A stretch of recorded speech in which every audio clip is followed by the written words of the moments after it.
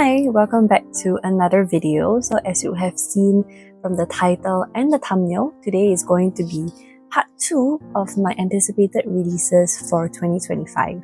If you haven't already watched my first video, I'll link it up above, but those will have already been released by the time this video goes out in terms of what books have come out already that I am interested in. But in that video, I only did like 20 instead of like the 25. So then I said that I would do the part 2 for the second half of this year, and I don't know what happened, but there's so many books, so I'm gonna do more than 5. It's gonna be 10, so total is 35.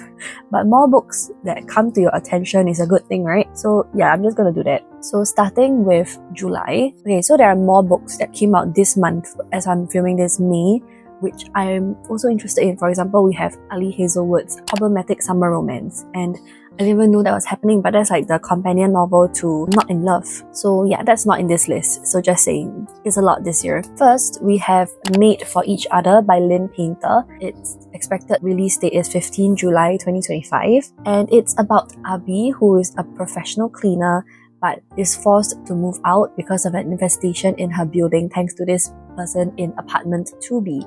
Declan is a busy man working his way up at Hathaway Holdings, which is why he's never met the woman who cleans his penthouse every week. Abi needs a place to stay and Declan is out of town, so the solution seems simple and free. When Declan's parents tell him they met his girlfriend at his apartment, he's surprised to say the least, but it is nice to have them off his back about being single for a change. And then they come to fake date together. Oh my god, I love fake dating, and Lynn Painter, I'm very excited. This is an adult romance. I tend to enjoy Lynn Painter's young adult romances more, but we shall see. Maybe this will be the one that changes things. Okay, next is Not Quite Dead Yet by Holly Jackson. Expected publication date 22nd July 2025. It's her first novel for adults, a twisty thriller about a young woman trying to solve her own murder. In 7 days, Jet Mason will be dead.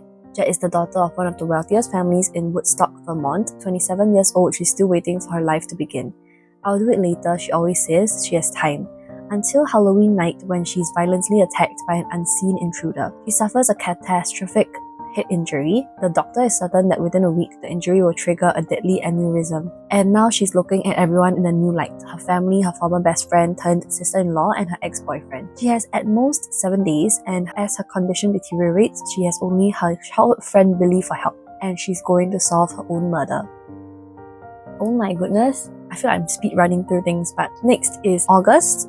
Maisie Eddings' Well Actually, coming out 5th August. This author wrote a couple of romance books that I have enjoyed, for example, The Plus One and Lizzie Blake's Best Mistake, so this one is definitely on my radar as well. Eva Kitt never expected to be the host of Sausage Talk, interviewing B-list celebrities over lukewarm hot dogs instead of pursuing the journalism career she dreamed of. But when her impromptu public call-out of her college ex goes viral, she's thrust into the spotlight. It doesn't help that the ex is Riley Cooper, a beloved social media personality that has built a platform on deconstructing toxic masculinity and teaching men how to be good partners. So then he offers Eva a deal, allow him to take her on a series of dates to make up for his toxic behavior, then debrief the dates on his channel to show that he's changed. At first she's opposed to it, but then she eventually agrees to advance her own career and continue defaming his good name. I am normally not a fan of second chance romance, but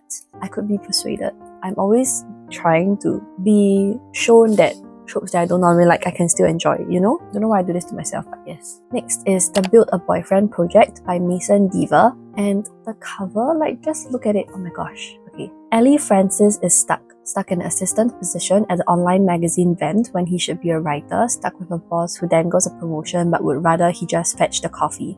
Stuck working alongside the ex who has had no trouble moving up at work, or moving on. When Eli's roommates push him to date so he can get over his ex once and for all, they set him up with Peter Park. Tall, handsome, and unbelievably awkward. The date is a complete disaster and further proof to Ellie that love isn't for him. But when his boss overhears Ellie recounting the catastrophic date night, he suggests teaching Peter to be a better boyfriend through a series of simulated dates so he can write an article about it. But Ellie has other ideas. Ellie plays along, pretending to write the article while secretly interviewing Peter about growing up queer in the South and coming of age dating-wise in adulthood. Ellie hopes writing this sort of piece will finally get him the promotion he deserves, and in exchange, he will teach Peter how to be a better boyfriend. And then they slowly develop feelings for each other. Oh my god. I'm so excited about, okay. It's so strange that how like this list is mostly romances now, and I'm like completely moving over to the romance genre. I still read fantasies, but not as often. Okay, next. Plot Reverence. The fantasy can't really, but it's romantasy also. By Rebecca Ross, who completely blew up the book world last year with Divine Rivals and Ruthless Vows. Born in the firelit domain of the Underrealm, Matilda is the youngest goddess of her clan, blessed with humble messenger magic. But in a land where gods often kill each other to steal power and alliances break as quickly as they are forged, Matilda must come of age sooner than most. She may be known to carry words and letters through the realms, but she holds a secret she must hide from even her dearest of allies to ensure her survival. And to complicate matters, there is a mortal boy who dreams of her, despite the fact that they have never met in the waking world. 10 years ago, Vincent of Becket wrote to Matilda on the darkest night of his life, begging the goddess he befriended in dreams to help him. When his request went unanswered, Vincent moved on, becoming the hardened, irreverent lord of the river who has long forgotten Matilda. That is, until she comes tumbling into his bedroom window with a letter for him. As fate would have it, Matilda and Vincent were destined to find each other beyond dreams. There may be a chance for Matilda to rewrite the blood-soaked ways of the gods, but at immense sacrifice. She will have to face something she fears even more than losing her magic, to be vulnerable and to allow herself to finally be loved. Okay, but I'm not a fan of this cover. I'm a fan of the other, I think maybe the UK edition. The cover is beautiful. Coming out 30th September, Fake Skating by Lynn Painter. Again, like, oh my god, like, how are you producing so many books in 1 year? I'm flabbergasted. Like, oh my god, does this girlie not rest? But okay, anyway. From playdates on the playground to sneaking into movie theaters, Danny and Alec were inseparable as kids until Danny moved away. Years later, Danny is back in Minnesota and excited to reconnect with the nerdy and comforting Alec. But teenage Alec is nothing like the boy she remembers. He's the hockey star in a town where hockey players are worshipped as gods, and he loves it. When one thing leads to another, and Danny and Alec find themselves thrown together and playing the role of boyfriend and girlfriend, complicated becomes an understatement. In this Minnesota town, hockey may rule, but romance is about to take its place. It's another fake dating, which I am a sucker for. And the cover just reminds me of Better Than the Movies, which I really love. So yeah. Coming out 9 September, People Watching by Hannah Bonham Young. Again, like, what is with the 2 books in a year? Oh my goodness, like, I'm so happy. We are so spoiled. Prudence Welch has found solace in her introverted life in Bayesville, a charming tourist town in northern Ontario. Despite once dreaming of a life beyond its borders, she now finds contentment in her working at her father's gas station, writing poetry and caring for her mother, who was diagnosed with early-onset Alzheimer's shortly after Prue's 19th birthday. But as her mother's condition worsens and her father's concerns about her future intensify, Prue feels her world slipping further out of control. Enter Milo Kablukov, an enigmatic wanderer whose beat-up van covered with ill-advised bumper stickers rolls into town just when Prue needs a change, and they strike up an unlikely friendship, which leads to a wild and sexy agreement between them. Milo, a man of many adventures and countless stories, is not one to settle down. However, his brother's urgent need for help has brought him to Bayesville, and the intriguing Prue has given him more reason to stay. They start casual sex lessons at Prue's request. Oh my god, this is giving practice makes perfect, but in another town with different characters. Okay. We're down to the last 3 books. This is a very fast video. Okay, Mate by Ali Hazelwood, which is the sequel to Bride by Ali Hazelwood. I have it on my shelf somewhere. This is coming out October 7, and we follow Serena. Okay, Serena Paris is orphaned, packless, and one of a kind, coming forward as the first human were hybrid was supposed to heal a centuries-long rift between species. Instead, it made her a target, prey to the ruthless political machinations between wares, vampires, and humans. With her enemies closing in on her, she has only one option left, if he'll have her. As Alpha of the Northwest Pack, Cohen Alexander commands obedience. His authority is so absolute, only a fool would threaten his mate. It doesn't matter if Serena doesn't reciprocate his feelings, nothing will stop him from keeping her safe. But power-hungry vampires and wares are not the only threats chasing Serena. Sooner or later, her past is bound to catch up with her, and Cohen might be the only thing standing between her and total annihilation. It's giving, I'll protect you. If he'll have her. Oh my god. I went into Bride like completely thinking like I wouldn't enjoy them as much as her normal contemporary romances, and I was proven wrong. So the expectations are a little bit high this time around for me. So we shall see how that turns out. Next is Red City, which is by Marie Lu, who wrote the Legends series and the Young Elite series and the Warcross series. Yeah, oh my gosh, I binged like everything that she's written, except for... Wait, I didn't know Rebel was part of the Legends series. What is this? I thought I finished the series. Okay, I have to get to that now. Okay, this is about Red City. So it's a new series by Marie Lu.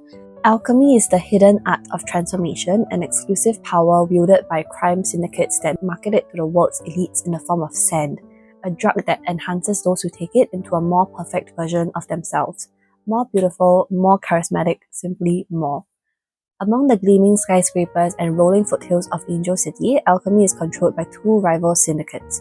For years, Grand Central and Lumines have been balanced on a razor's edge between polite negotiation and outright violence. But when two childhood friends step into that delicate equation, the city and the paths of their lives will be irrevocably transformed. The daughter of a poor single mother, Sam would do anything to claw her way into the ranks of Grand Central in search of a better life. Tucked away from his family as a boy to become a Lumine apprentice, Ari is one of the syndicate's brightest rising stars.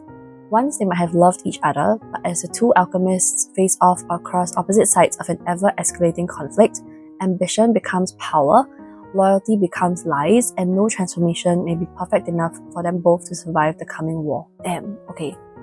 It's like adult, which is very different from what I've been reading from Marie Lu. Previously, it's all young adult sci-fi, dystopia, fantasy. So we shall see, but I'm very excited because I really enjoyed her writing and her world and her characters and her plot.